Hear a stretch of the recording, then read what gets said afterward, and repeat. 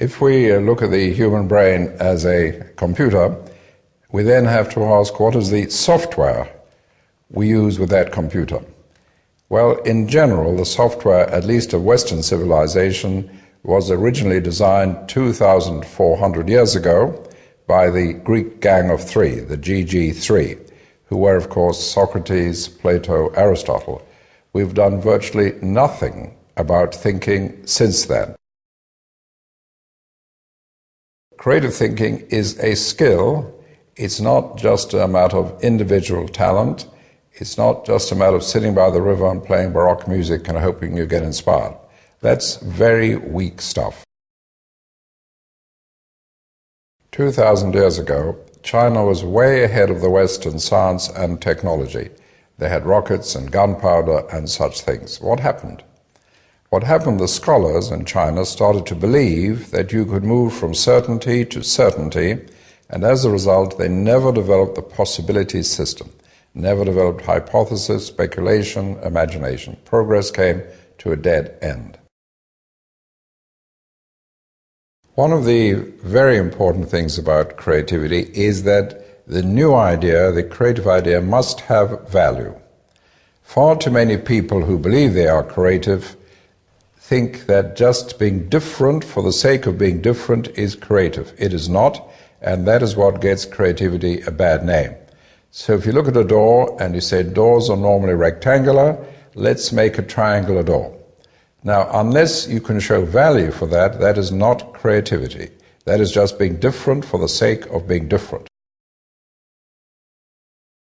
Now, one of the reasons people are reluctant to be creative in general is that if you try out an idea and it doesn't work, that is regarded as a mistake. Now, a big deficiency in language, certainly in the English language, is we don't have a word which says fully justified venture, which for reasons beyond your control did not succeed. So anything which did not succeed is called a mistake, and people don't like mistakes because that stands in the way of their promotion and their career. Provocation is one of the methods of lateral thinking, one of the tools of lateral thinking. It is completely contrary to the opposite of our normal logical thinking. In our normal logical thinking, you can only say things which make sense, which fit our experience and fit in with what we've said before. With a provocation, there may not be a reason for saying something until after you have said it. But because it puts us down in a different position in the patterning system, it allows us to open up new ideas. Thinking outside the box means thinking for unusual ideas, being creative. The notion is that we are all within a certain box which is formed by the constraints, by our expectations, by the concepts we use, by the perceptions we use, and we play around in that box. So thinking outside the box means escaping from, breaking out of the box to change concepts, change perceptions, change constraints, change rules, and develop new ideas. It means developing an idea which would not have been expected in our usual behavior, in our usual thinking. So it's just another term for creative thinking, unusual thinking, or lateral thinking.